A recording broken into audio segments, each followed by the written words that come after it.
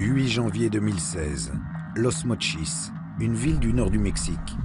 Une unité d'élite de l'armée mexicaine intervient dans une maison de banlieue. Une fusillade éclate. 6 narcotrafiquants tombent sous les balles des soldats de la marine au cours de l'assaut. Mais leur chef est arrêté. C'est l'homme le plus recherché du monde, Joaquín Guzmán, dit El Chapo, considéré par beaucoup comme le plus grand trafiquant de drogue de tous les temps. Moi, je le résume ainsi, c'est un génie du mal. C'est un roi, un dieu, un personnage surhumain. El Chapo, c'est une légende vivante, à tel point qu'Hollywood, dans les mois qui précèdent son arrestation, rêve de faire un film sur sa vie de chef de cartel. C'est Sean Penn qui va décrocher la timbale. L'acteur parvient à rencontrer le Chapo en novembre 2015 et publie dans Rolling Stone la toute première interview de Guzmán, l'homme poursuivi par toutes les polices mexicaines et américaines. Tout comme Oussama Ben Laden était l'incarnation du terrorisme islamique, le Chapo Guzmán est l'incarnation du narcotrafic dans le monde. Alors, comment un homme recherché à ce point peut-il donner des interviews? Le pouvoir de son cartel serait-il plus fort que l'État lui-même? Pour comprendre, il faut pénétrer au cœur de son organisation, de Sinaloa.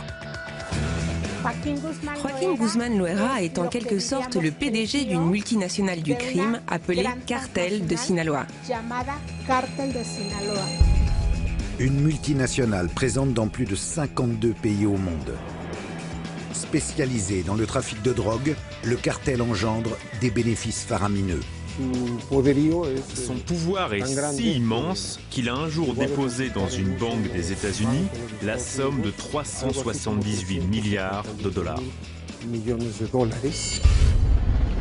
Mais plus que la drogue et l'argent, le mythe du Chapo vient de sa capacité à s'évader.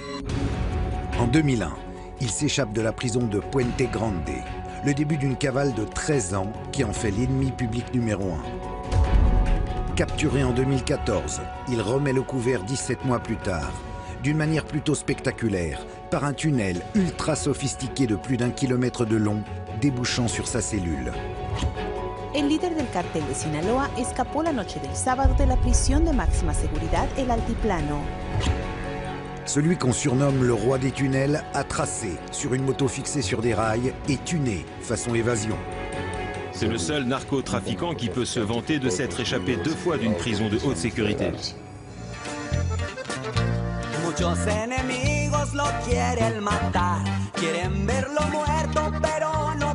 Ennemi public pour les uns, Robin des Bois pour les autres, dans son pays, le Chapo est un mythe. Des centaines de chansons à sa gloire, appelées narco-corridos, pullulent sur le net, contribuant à cette image de bienfaiteur. Joaquín Guzmán, ¿por qué? Porque él es el que ayuda al pueblo, el gobierno se debe de encargar a secuestradores, no a gente que nos ayuda. Del Chapo Guzmán. Mais derrière l'image bon enfant se cache un redoutable prédateur qui tue ou fait tuer par milliers ceux qui se mettent en travers de sa route. Un chef de guerre redouté par tous les cartels. Il se faisait la guerre pour savoir qui était le plus dur. Si le cartel des États se laissait 10 têtes coupées quelque part, Sinaloa en laissait 10 le lendemain. Alors, quel est le secret de la longévité de Joaquín Guzmán? Pourquoi El Chapo, qui a défié la mort depuis plus de 40 ans, est-il encore vivant? Nous allons vous montrer comment celui qu'on surnomme le Courteau, le Petit, a construit le plus grand empire mondial de la drogue. Une histoire écrite en lettres de sang, où la cocaïne et la corruption règnent en maître et où la vie d'un homme ne vaut guère plus qu'une quinzaine de dollars.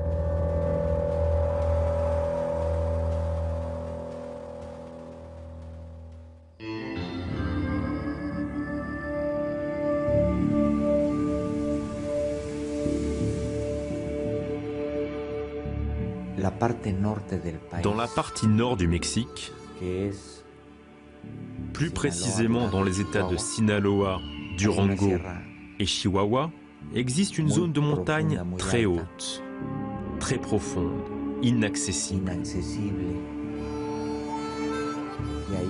Et c'est dans cette région qu'opère le cartel de Sinaloa.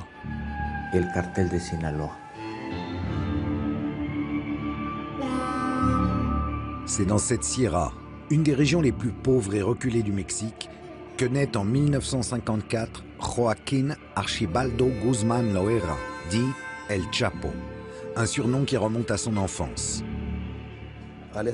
Sa mère m'a dit que quand il était enfant, un de ses oncles l'appelait toujours le petit, à cause de sa petite taille. Et à force de l'appeler comme ça, le surnom lui est resté. Il grandit entouré de 6 frères et sœurs dans une famille d'agriculteurs. Enfin, pas n'importe quel type d'agriculteur. C'est du pavot et de la marijuana que cultive Papa Guzmán avec l'aide de ses fistons. Dès son enfance, il s'est mis à aider son père au champ. Toute sa famille cultivait le pavot. Ses parents, ses oncles aussi. C'était donc dans l'ordre des choses qu'ils s'y mettent, comme n'importe quel gamin du coin d'ailleurs. Eh oui, les opiacés, la spécialité locale, c'est ce qui a valu à la région le surnom de Triangle d'or, un état de fait qui remonte à la Seconde Guerre mondiale. Durant la Seconde Guerre mondiale, Mexico est devenu le principal fournisseur de morphine pour les soldats américains, et ça avec l'aval et même à la demande du gouvernement américain.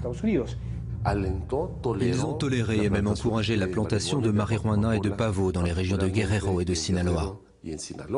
Les paysans du coin se sont mis à produire de grandes quantités de drogue pour le gouvernement américain, et c'est devenu un véritable mode de vie. Sinaloa, c'est la Sicile mexicaine. Ce passé de terroir de la chenouf a fait émerger après-guerre une génération de cadors du trafic qui ont poussé à l'ombre des pieds de pavot. Sinaloa est une pépinière de chefs de cartel. C'est l'aristocratie du trafic à Mexico. Les plus grands narcotrafiquants du pays viennent de Sinaloa, et plus particulièrement d'une commune du nom de Badiraguato. Quand on grandit dans la Sierra, 2 choix s'offrent à vous.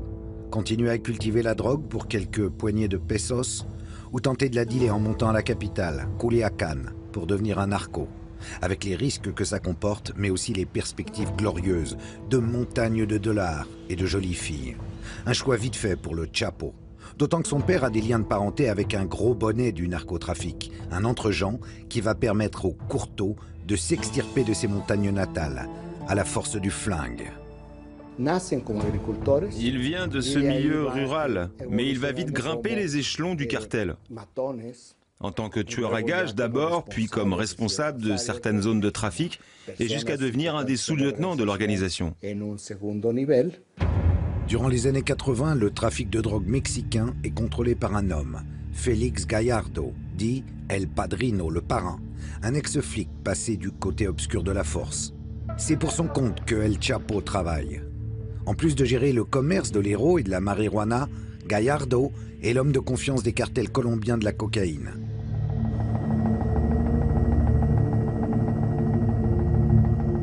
À cette époque, un certain Pablo Escobar déverse des tonnes de poudre blanche sur les États-Unis.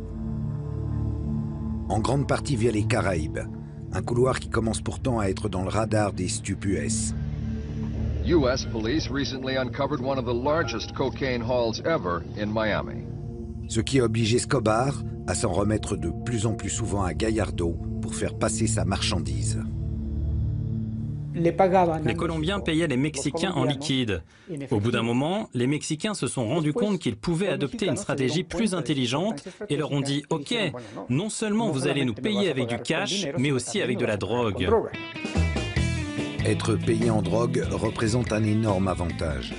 L'organisation du Padrino peut désormais dealer elle-même de la coke aux États-Unis et ainsi décupler ses bénéfices. Peu à peu, aidés en cela par les persécutions contre Escobar qui s'intensifient à la fin des années 80, les Mexicains passent du rang d'intermédiaire à celui d'organisateur du trafic de cocaïne. Leur pouvoir explose. Gallardo apprécie El Chapo, son talent logistique, son sang-froid. Guzmán prend du galon et gère bientôt les convois entre Colombie et Mexique. En 1987, inquiété dans l'affaire du meurtre de Kiki Camarena, un agent de la DEA qui avait infiltré son cartel, Gallardo décide de diviser son empire entre des lieutenants tous originaires comme lui de Sinaloa. Cette histoire, c'est celle d'un grand baron de la drogue qui assigne à ses principaux lieutenants, à ses hommes de confiance, différentes zones de trafic. Durant cette réunion organisée par Gallardo et à laquelle tous ses lieutenants participaient, les Zambada, les Esparragosa, les Guzman, les Arellano, ils se sont divisés le pays comme s'ils étaient des dieux. Qu'elle soit mythique ou non, cette réunion fut l'acte de naissance des cartels mexicains.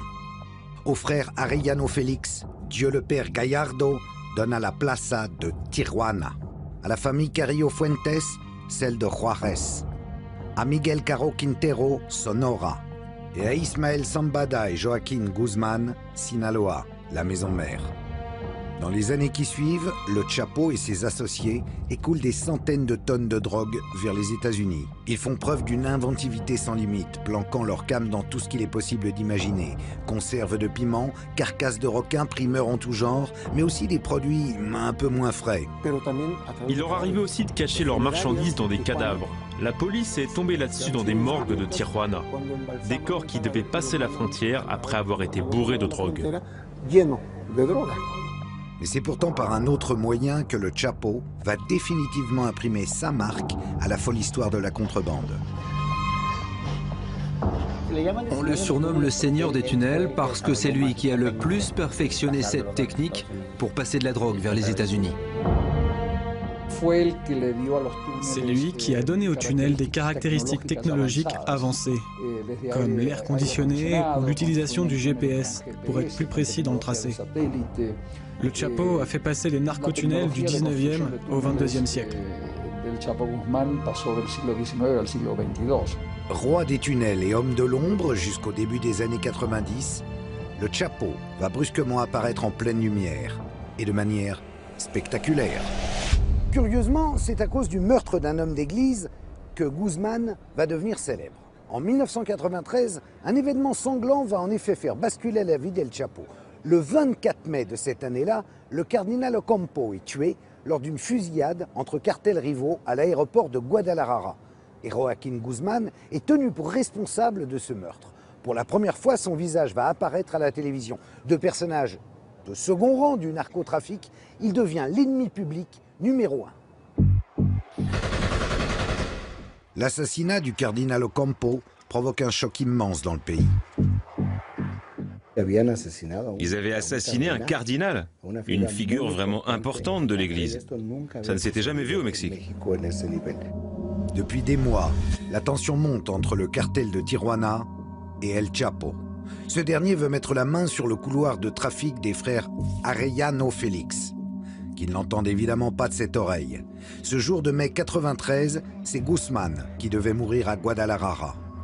Les tueurs des frères Félix mitraillent une voiture qu'ils pensent être celle du Chapo. Mais c'est le cardinal qui prend 14 balles dans le corps. Tragique méprise, complot ourdi pour se débarrasser d'Ocampo, les avis divergent encore aujourd'hui. Mais quoi qu'il en soit, El Chapo, bouc émissaire parfait, est tenu pour responsable. Sa tête est mise à prix, la chasse à l'homme commence. Attraper le Chapo est devenu un impératif politique pour le gouvernement, pour que justice soit faite au plus vite pour la mort du cardinal. C'est ce qui explique le désir impérieux du gouvernement de s'emparer de lui.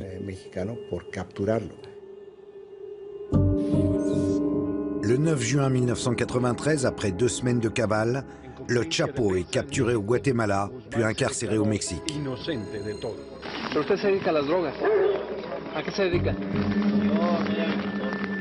Difficile d'imaginer en voyant ce jeune homme, à l'air un peu abruti, qu'il sera une quinzaine d'années plus tard considéré comme le criminel le plus puissant au monde. En voulant lui faire porter le chapeau, le gouvernement ne se doute pas qu'il lui a rendu le plus grand service de sa vie. En novembre 1995, Guzmán est transféré à la prison de haute sécurité de Puente Grande. Enfin, haute sécurité à la mexicaine. Le genre d'endroit où les chefs narcos gèrent souvent encore mieux leur business que s'ils étaient dehors. Quand le gouvernement capture ce genre de narcotrafiquants, il les incarcère, mais il ne leur confisque absolument rien, pas le moindre dollar. Ils sont en prison, ok, mais c'est comme s'ils étaient dehors, car on ne s'en prend pas à leur pouvoir financier. Ils peuvent continuer à gérer leurs affaires depuis la prison, et en plus de ça, ils ont tout l'argent nécessaire pour corrompre les autorités locales, pour payer des tueurs à gages, pour acheter des armes, des véhicules blindés, des avions, bref, pour continuer à gagner toujours plus d'argent.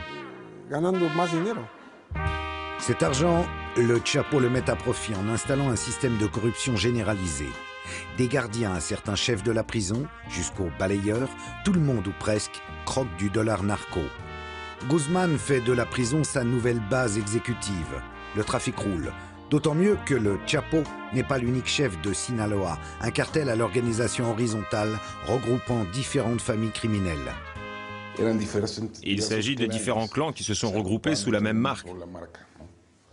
Le cartel de Sinaloa est constitué de plusieurs groupes, de plusieurs familles, parmi lesquels on retrouve les Casares, les Zambada, les Esparragosa et aussi les Guzmán. Chacune de ces organisations, de ces familles, a sa propre armée, ses propres moyens, ses propres routes. Mais cela fait des décennies qu'ils travaillent ensemble. Et c'est pour cela qu'on les appelle le cartel de Sinaloa. Au cours de l'année 99, le cartel parvient même à placer certains de ses hommes à la direction. La prison devient carrément l'hôtel Chapo. Il organisait des fêtes à l'intérieur de la prison. Il faisait venir des groupes de musique. Et puis il distribuait aussi pas mal d'argent à droite à gauche. Il avait la vie vraiment facile, une vie de luxe même.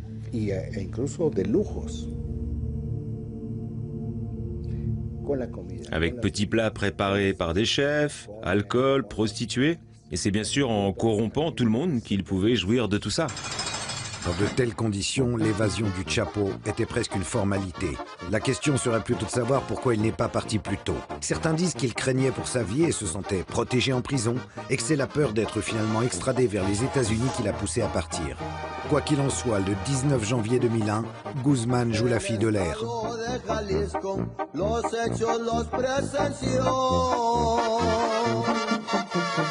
Del penal de Puente Grande, el Chapo se les peló.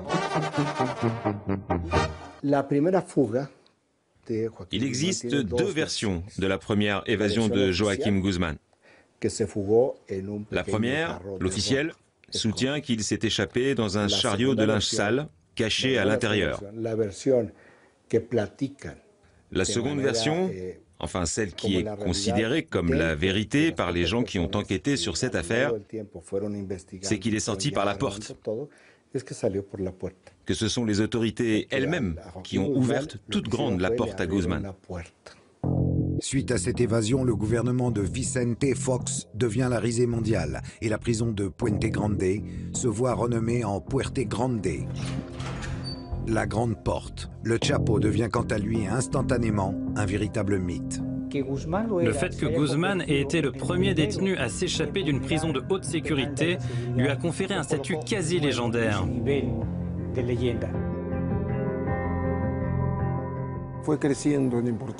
Son image médiatique lui a clairement rendu service.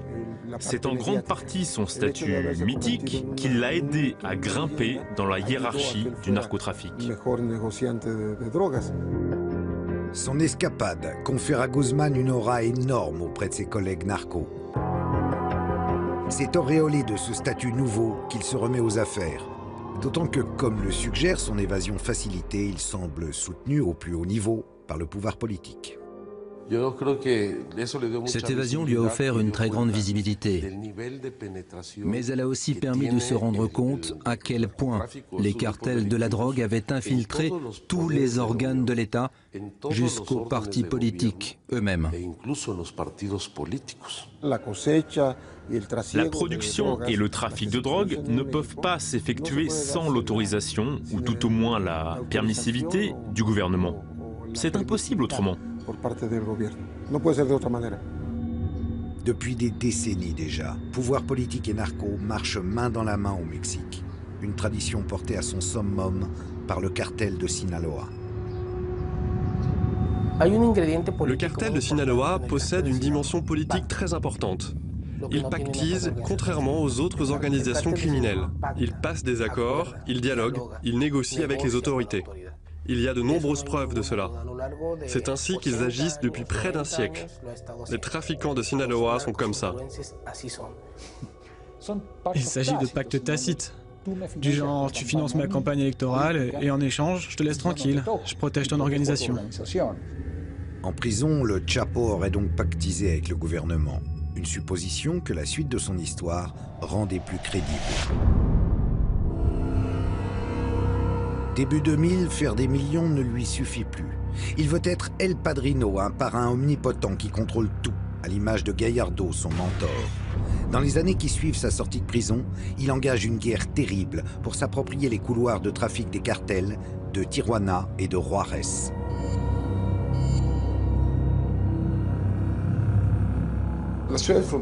Les grandes villes frontalières, particulièrement Tijuana et Juárez, ont toujours été les pièces maîtresses du trafic. Parce que vu toutes les marchandises qui y transitent, c'est bien plus facile d'y faire passer la drogue.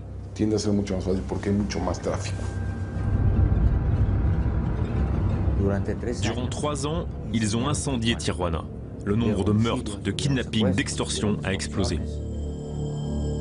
Côté Tijuana, les résultats ne se font pas attendre.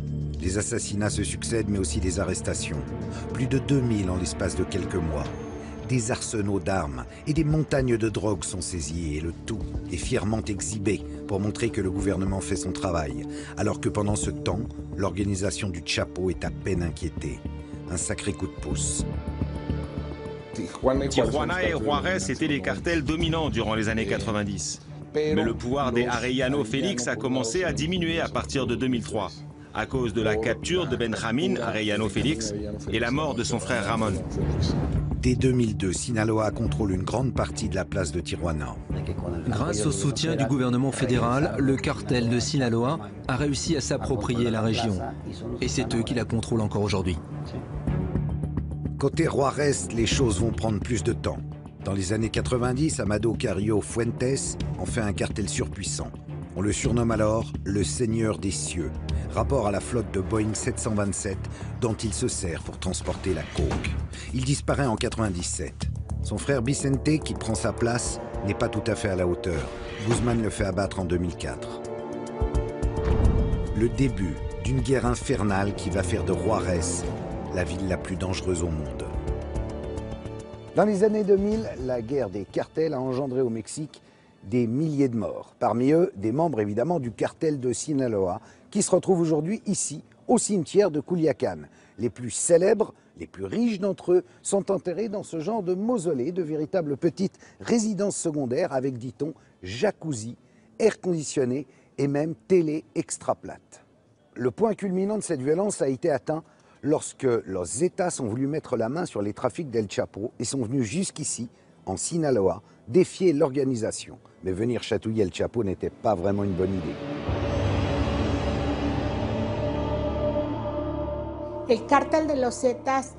Le cartel des Zetas est une organisation criminelle qui a surgi au début des années 2000. À l'origine, il s'agissait de militaires ayant déserté un groupe d'élite de l'armée mexicaine. Ils avaient été recrutés par le cartel du Golfe pour en être le bras armé. Et en 2002, suite à la capture du chef du cartel du Golfe, les Zetas sont devenus un cartel à part entière, opérant de manière indépendante. Avec los Zetas, le niveau de violence atteint un degré encore jamais vu. Leur technique de guerre, inspirée de celle des Caibiles, une unité d'élite guatémaltèque célèbre pour ses massacres de populations civiles, ont pour but d'inspirer une terreur absolue. Une stratégie de la peur qui leur permet de conquérir en quelques années un vaste territoire.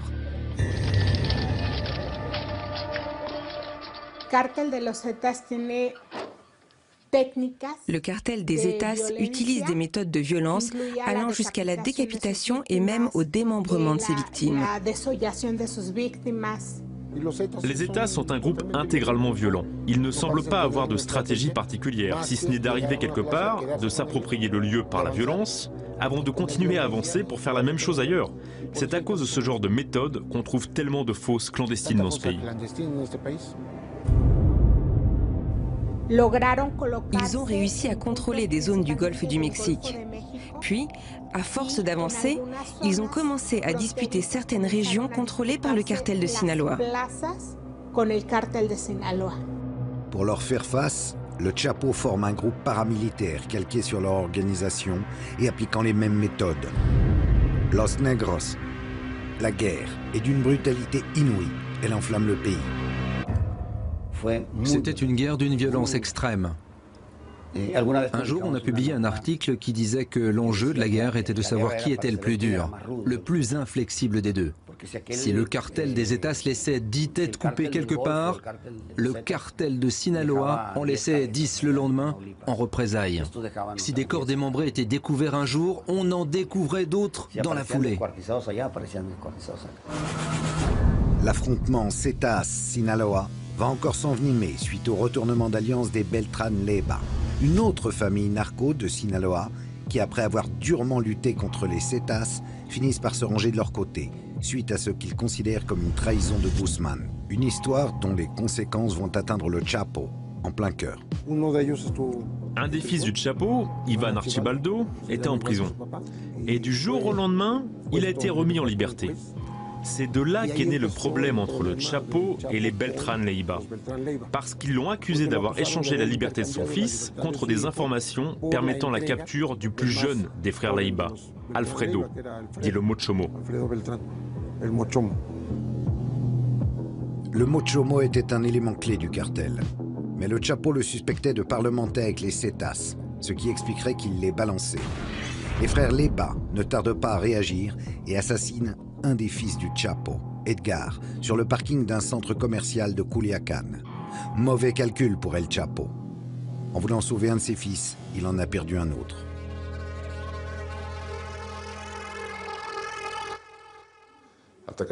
S'en prendre à la famille a des conséquences très sérieuses, c'est clair. Une bonne partie de l'escalade de la violence des années 2008-2011 est due à cette guerre civile qui a éclaté à l'intérieur du cartel de Sinaloa. Son pays à feu et à sang, le président Felipe Calderón réagit en lançant en 2006 sa célèbre guerre contre la drogue. 40 000 militaires sont déployés dans les points chauds du pays. Sous les grands discours, il semble que cette guerre soit davantage menée contre les ennemis de Sinaloa, Juárez et Zetas en tête, que l'armée fait tomber comme des mouches, que contre le trafic lui-même. Durant cette prétendue guerre contre la drogue, il semble que les forces gouvernementales étaient principalement concentrées sur le fait de s'attaquer aux autres cartels. Et ça, d'une certaine manière, d'une manière indirecte, ça a bénéficié au cartel de Sinaloa. Une accusation vertement rejetée par le président Calderón tout au long de son mandat. En esa falsa acusación dolosa y no sé con qué intenciones además que se hace al gobierno, cae por su propio peso. Hemos golpeado por igual tanto a los cárteles vinculados al Golfo de México como al Pacífico mexicano. Ils s'en sont moins pris au Chapo Guzmán parce que la volonté du gouvernement était qu'il ne subsiste qu'un seul groupe hégémonique avec lequel il serait possible de négocier. Et non pas des dizaines de groupes atomisés avec lesquels il aurait été très difficile d'établir une relation. L'unique cartel qui a survécu à cette guerre contre la drogue, c'est Sinaloa. Tout simplement parce qu'il s'agissait de purs trafiquants, enfin, purs entre guillemets, c'est-à-dire une organisation qui ne se dédiait qu'au seul narcotrafic et qui ne maltraitait pas les gens, qui ne les rackettait pas, ne les séquestrait pas, ne les tuait pas pour les tuer, qui ne tuait pas de femmes, surtout ni d'enfants. Le cartel de Sinaloa avait ce genre de profil. De manière ironique, le cartel de Sinaloa a atteint son point culminant durant cette prétendue guerre contre la drogue. Et c'est sous les 2 derniers gouvernements, durant la décennie écoulée, que le cartel est passé du statut d'organisation criminelle locale à une structure à l'envergure internationale.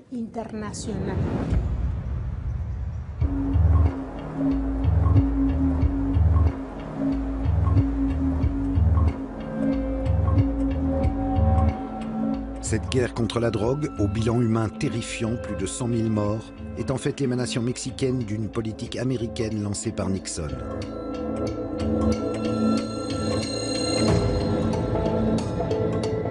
Les Américains financent cette lutte contre la drogue, fournissent des armes et encadrent les soldats mexicains. De nombreux analystes disent même qu'ils la dirigent en sous-main. Mais cautionnent-ils pour autant les faveurs accordées à El Chapo ? La guerre entre les cartels, les milliers de morts qu'elle a engendrés a obligé les Américains à établir des priorités. Ils se sont dit, qu'est-ce qu'on va bien pouvoir faire avec le Mexique, ce pays si proche de nous? Et entre tous les cartels, ils ont choisi celui de Sinaloa comme étant un cartel avec qui il était possible de cohabiter. L'immense business que représente le narcotrafic a selon moi été depuis toujours administré par les Américains.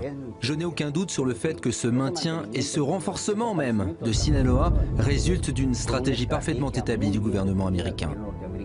Les États-Unis continuent à être le grand marché de la drogue, ils en ont besoin. Vous imaginez, vous, une semaine sans drogue à Chicago ou à New York? Qu'est-ce qui se passerait? Eh oui, c'est ainsi. L'insatiable narine gringo doit bien continuer à être alimentée. Alors autant que ce soit par les plus raisonnables, enfin disons, par les moins psychopathes des narcocartels. Une réelle politique pas vraiment étrangère aux habitudes américaines en la matière. C'est ce que je dis tout le temps. La dernière lettre du sigle DEA signifie administration. Ils administrent la drogue. Ils administrent les cartels, leur façon d'opérer, la quantité de drogue qui passe et surtout les prix, bien sûr. Ils l'ont toujours fait.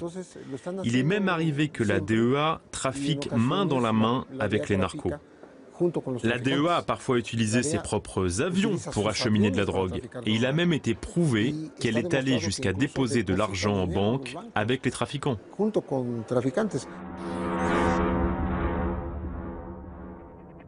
Nicaragua, années 80. Des membres de l'administration Reagan financent secrètement les Contras, un groupe armé luttant contre le gouvernement sandiniste, un peu trop socialiste à leur goût. Pour récupérer de l'argent, les services US vendent en sous-main des armes à l'Iran. Officiellement un de leurs pires ennemis, le fameux scandale de l'Iran Gate. Moins connu, des agents de la CIA pactisent aussi avec Escobar et Gallardo. Vous vous souvenez, le mentor du Chapo. Le deal, ils ferment les yeux sur le trafic de coke, quand ils ne l'organisent pas eux-mêmes, en échange d'une aide financière aux Contras. Pas difficile d'imaginer à la lueur de ce genre d'informations que le Chapo ait pu avoir des relations étroites avec les services américains. Des documents déclassifiés l'attestent, des rencontres entre officiers de la DEA et chefs de Sinaloa ont eu lieu durant la guerre contre la drogue, des deals du genre tuyau sur les autres cartels contre protection. Et quand ce ne sont pas les enjeux géopolitiques qui parlent, il reste le dollar. La corruption du Chapo ne s'arrêtant pas vraiment à la frontière. Là où il existe un niveau de corruption aussi important, voire même plus important que chez nous, eh bien c'est aux États-Unis. Tout le monde est de mèche là-bas aussi. Des autorités aux patrouilles frontalières en passant par les maires et les forces policières des principaux centres de consommation. Quelle quantité d'argent sale est blanchi dans le système financier américain? Des milliards et des milliards de dollars.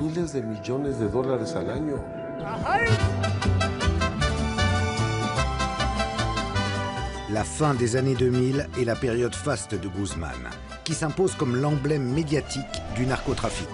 En juillet 2007, ce grand amateur de femmes, 4 épouses et une dizaine d'enfants au compteur, épouse Emma Coronel, reine de beauté de 35 ans sa cadette. Le mariage somptueux, lors duquel il s'adonne largement à ses deux passions, le whisky et la danse, a lieu dans un ranch en pleine Sierra et compte parmi ses invités des politiciens de haut rang.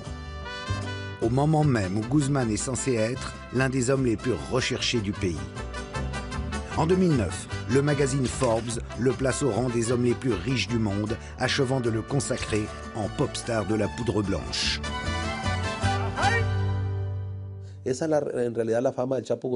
La célébrité du Chapo a encore été accrue quand Forbes l'a classé 701e de sa liste des hommes les plus riches au monde. Ça nous a tous rendus fiers ici. Et lui en tout premier, je crois. Quand ils l'ont attrapé, il avait d'ailleurs un pistolet sur lequel était gravé le numéro 701, comme dans la revue. Ce classement a énormément renforcé sa popularité. Ses ennemis ayant été balayés, le pouvoir du cartel de Sinaloa explose mondialement. Il contrôle désormais une énorme partie des exportations de coke, d'héros, mais aussi de meth, un business dont s'occupe tout spécialement Guzmán en faisant venir les ingrédients nécessaires à sa confection depuis la Chine. Dans les années 2010, c'est Chicago qui est désormais la plaque tournante du trafic de drogue aux États-Unis. Le Chapo arrose depuis les rives du Michigan des centaines de villes américaines. Une mainmise qui va contraindre les autorités de la ville à le déclarer ennemi public numéro 1, un titre jusque-là détenu par le seul Al Capone. This is the underground UPS that we've seen here. And don't kid ourselves, that's why we have used the label as public enemy #1 in this instance of the havoc that this organization, and he is the head and leader, has wreaked on the streets and to the citizens of Chicago. En 2011, à la mort de Ben Laden, Guzmán devient même l'homme le plus recherché du monde par le FBI et Interpol. Un élément qui renforce définitivement son mythe et permet de réduire le problème du narcotrafic à sa seule figure. Quand le gouvernement américain l'a déclaré ennemi public numéro 1, il est devenu encore un peu plus populaire. Ça a contribué à sa légende et ça a en même temps permis de dévier l'attention, d'empêcher qu'on ne se demande trop qui se cache derrière le cartel de Sinaloa, en plus de Joaquín Guzmán.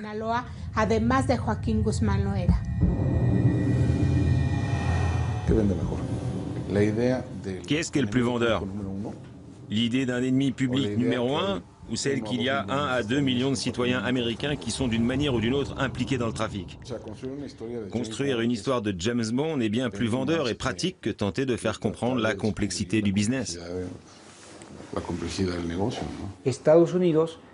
Les États-Unis ont présenté de manière simplificatrice le Chapo comme si c'était le mal absolu. Toute proportion gardée, tout comme Oussama Ben Laden était présenté comme l'incarnation du terrorisme islamique, le Chapo Guzmán l'a été comme celle du narcotrafic dans le monde. Deux façons de voir qui, on le sait bien, sont parfaitement manichéennes.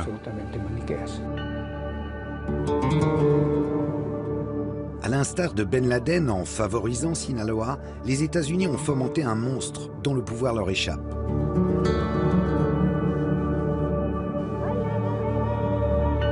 Un pouvoir qui réside en partie dans l'immense soutien populaire dont jouit le Chapo, notamment dans la région de Sinaloa.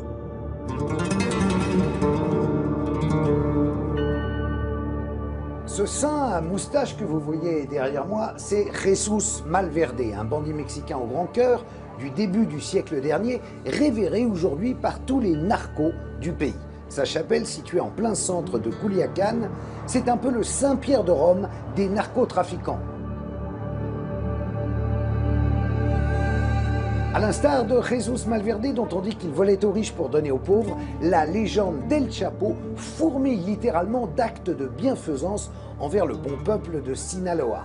Alors, Robin des Bois, ce El Chapo, mythe ou réalité?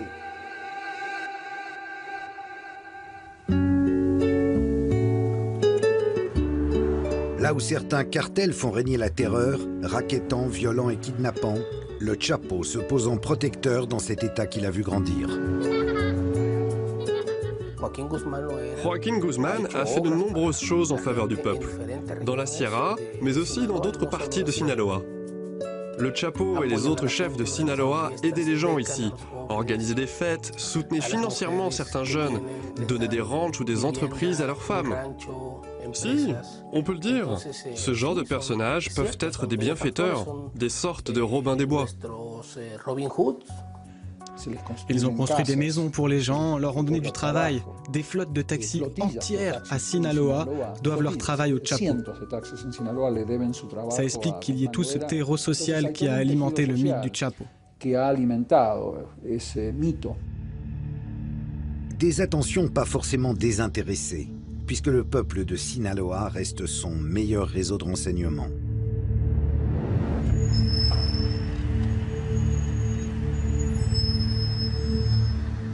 Quand les militaires arrivent, les radars s'activent. N'importe quel villageois peut devenir les yeux du Chapo, lancer l'alerte et l'aider ainsi à prendre la fuite. Il sait bien qu'il a besoin d'un soutien populaire, que ça lui sert à se protéger. Les années passent, et plus personne ne songe à imaginer que le Chapo, qui s'est mué en un être quasi mythique dont on viendrait presque à douter de l'existence, sera repris un jour. On en sait très peu sur la vie de Guzman durant ses 13 ans de cavale. Tout juste qu'entre de très nombreux voyages d'affaires au Mexique et à travers le monde, il passe une bonne partie de son temps en Sinaloa, dans ses villas de Culiacán ou ses ranchs de la Sierra. Durant cette période, des centaines de personnes jurent l'avoir aperçu à travers tout le pays. Parfois au même moment, à deux endroits différents.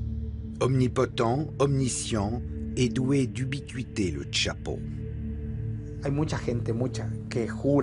Il y a plein de gens, tout un tas, qui assurent qu'ils ont vu le Chapo entrer dans un restaurant et dire « Messieurs, mesdames, nous allons fermer les portes de l'établissement pour un petit moment.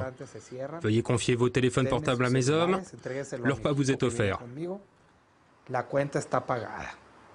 On m'a raconté la même histoire à Durango, à Chihuahua, en Basse-Californie.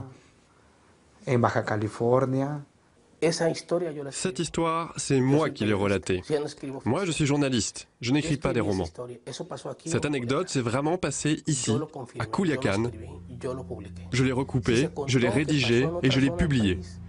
Si on raconte que ça s'est passé ailleurs, ça, je ne sais pas. Avec le Chapo, c'est comme si les mensonges et la réalité racontée par les médias, par le gouvernement et par l'opinion publique étaient mis dans un shaker et qu'on mélangeait le tout. À la fin, tout se confond et il devient presque impossible de distinguer le vrai du faux. Mais je pense que toutes ces histoires qui tournent autour de Guzman alimentent son mythe et l'adoration dont il fait l'objet. La cavale de Guzman devient source de plaisanteries dans tout le Mexique. Une histoire de gendarmes et de voleurs tragicomiques au déroulement immuable. L'armée tente de nombreux coups de main pour le capturer, mais arrive toujours, ces ballots, un peu trop tard. Corruption, quand tu nous tiens. Le gouvernement donne l'impression d'agir, mais le Chapo est toujours libre comme l'air. Les choses vont pourtant basculer en 2014, lorsqu'une intervention frôle les moustaches du courteau, qui ne parvient à se carapater qu'in extremis.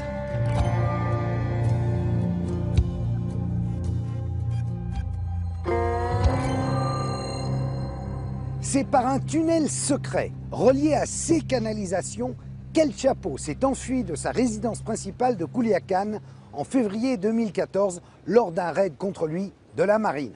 Après inspection, les marines ont découvert que cette maison lui appartenant à Culiacán était reliée justement par tout un réseau de tunnels secrets. Pas pour rien que le Chapo a pour surnom El Señor de los Tuneles.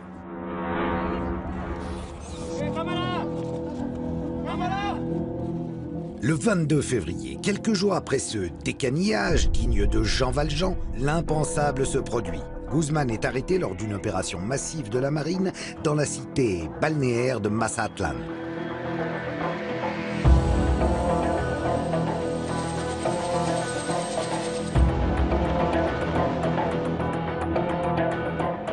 Son identité est immédiatement confirmée par analyse digitale, puis il est emmené en avion vers Mexico City pour une identification formelle. Une capture mondialement suivie qui donne lieu à diverses interprétations. Pour certains, ce serait son attachement à ses filles qui aurait perdu Guzman. Il est éperdument épris de ses filles. C'est vraiment son point faible. Quand ils l'ont attrapé à Mazatlán le 22 février 2014, il était avec ses filles et la maman des petites aussi. Ce qu'il éprouve pour ses petites filles, des enfants très jolis, puisque leur mère est une ancienne reine de beauté, l'a poussé à s'exposer, à prendre des risques et à entraîner sa capture. Pour de nombreux autres analystes, cependant, l'arrestation réalisée sans qu'aucun coup de feu n'ait été échangé flairerait le coup monté, la mascarade médiatique. Le plus logique aurait été qu'il se réfugie dans un lieu plus sûr, quelque part dans le triangle d'or. Mais au lieu de ça, il est allé à Mazatlán, sans filet de sécurité, sans que personne ou presque ne soit là pour le protéger. On peut dire que c'est une manière d'agir pour le moins inhabituelle de Joaquín Guzmán. Je pense que sa capture est passée par un accord avec le gouvernement et que c'est pour ça qu'il n'y a pas eu d'affrontement. Que c'est pour cette raison que sa capture s'est déroulée sans le moindre accrochage.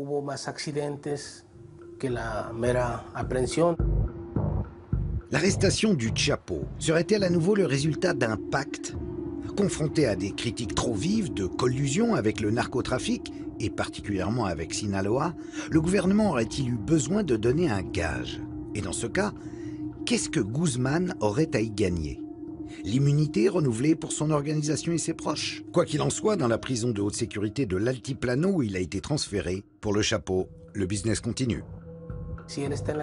Même s'il était en prison, c'était toujours le chef. Il continuait à donner des ordres. Ça n'a rien changé, ni pour lui, ni pour l'organisation. Pour moi, c'est juste une pièce de plus dans ce grand show médiatique. Après l'avoir attrapé, ils ne lui ont de nouveau pas confisqué le moindre dollar. Ils n'ont pas saisi ses entreprises, ni inquiété les politiques qui le soutenaient. Son pouvoir patrimonial a même continué à croître. Ils ont entre les mains le plus grand des capos, mais ils ne s'attaquent pas à son réseau financier. Il n'y a eu aucune enquête visant à démanteler la structure patrimoniale du cartel. Dans ces conditions, l'évasion du Chapo, ou sa libération, appelez-la comme vous voulez, n'était qu'une question de mois.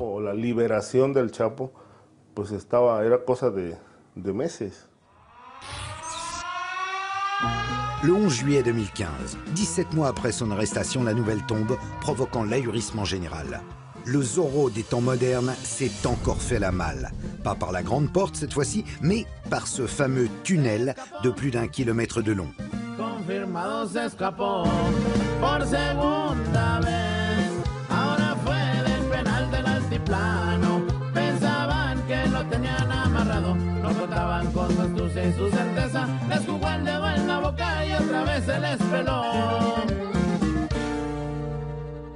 Partant de la douche de la cellule de Guzmán et s'enfonçant à 10 mètres sous terre, le tunnel qui lui permet de s'échapper était entièrement ventilé et éclairé. Les tunnels du Chapo sont sans doute les plus sophistiqués au monde.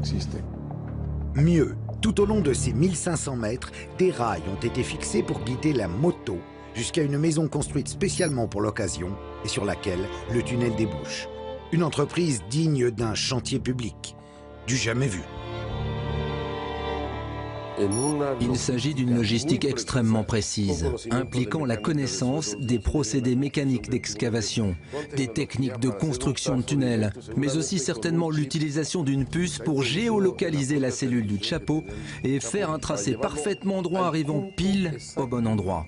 Alors pour mener à bien un tel chantier, on estime qu'il a dû être commencé plus ou moins le jour de son incarcération. Une évasion hollywoodienne qui pose encore une fois la question de complicité au plus haut niveau. Sont impliquées toutes les autorités du système pénitentiaire, celle de la Commission nationale de sécurité publique, celle des services secrets aussi, sans oublier que le périmètre de la prison était censé être surveillé par l'armée.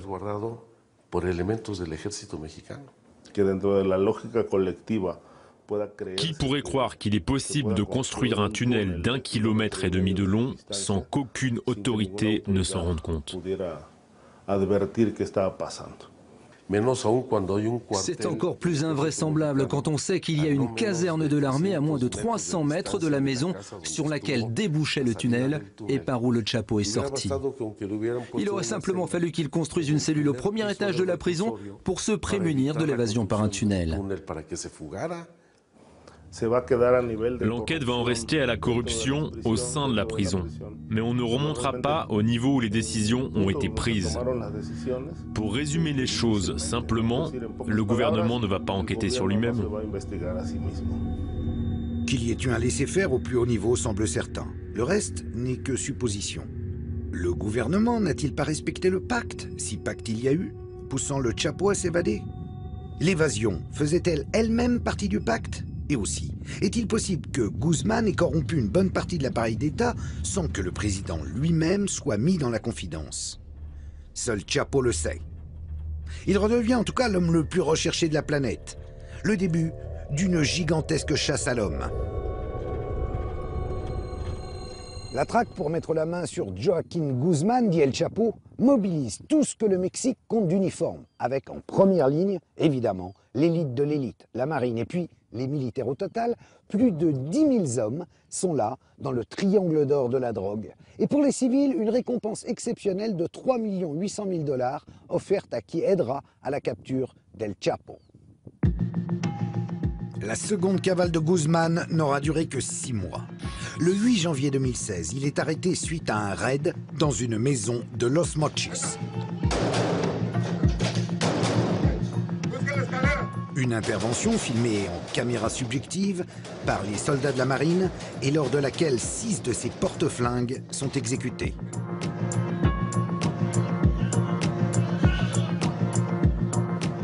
Vous l'aurez deviné, le Chapo est parvenu à fuir, par un tunnel évidemment, menant aux égouts et dont l'accès était planqué derrière le miroir de sa chambre avant d'être finalement repris. Retour à la case prison.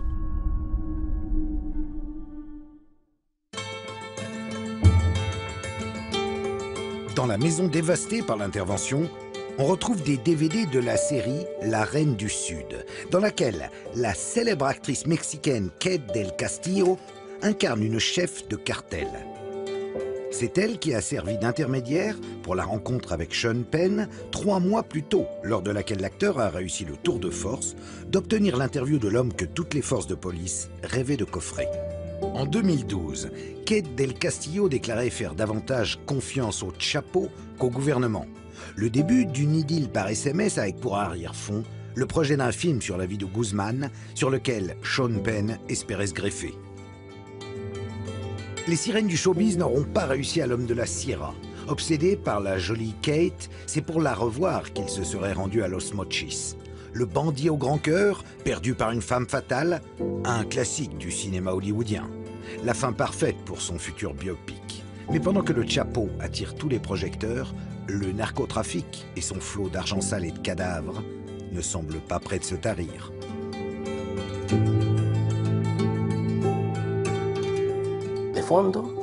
Au fond, ça ne change rien. Absolument rien. L'argent sale est toujours là. Les hommes politiques corrompus sont toujours là. La production de drogue continue de plus belle, tout comme le blanchiment. El Chapo, c'est juste un homme parmi d'autres. Il pourrait disparaître demain, ça ne changerait rien pour le cartel. Parce que c'est une structure qui dépasse les simples individus. C'est une organisation qui fait ça depuis des décennies.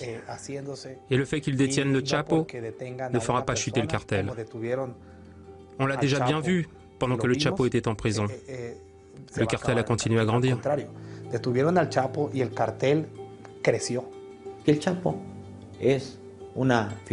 Le Chapo n'est rien de plus qu'une figure emblématique qui distrait l'attention du public. Mais les opérations criminelles de trafic de drogue, de séquestration, d'extorsion, de trafic d'influence, de corruption continuent sans interruption aucune. Et ce, que le Chapo soit en prison ou en liberté, que le Chapo soit tranquille dans le triangle d'or ou bien ailleurs, en train de passer du bon temps avec ses femmes ou de faire ce que bon lui semble. Tout ça ne change absolument rien. Le Chapo est là pour détourner votre attention.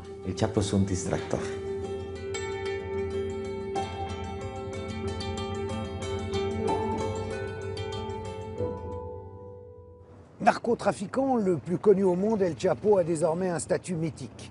Un mélange de Zorro, de Pancho Villa ou de Walter White, aussi craint qu'admiré, dont on n'a sans doute pas fini d'entendre parler. Et ce, quelle que soit la fin qui l'attend, incarcéré pour de bon, tué par l'armée ou par les cartels rivaux, ou alors coulant paisiblement des jours heureux, des vieux jours, au fin fond de la Sierra que vous apercevez derrière moi et qu'il a vu naître.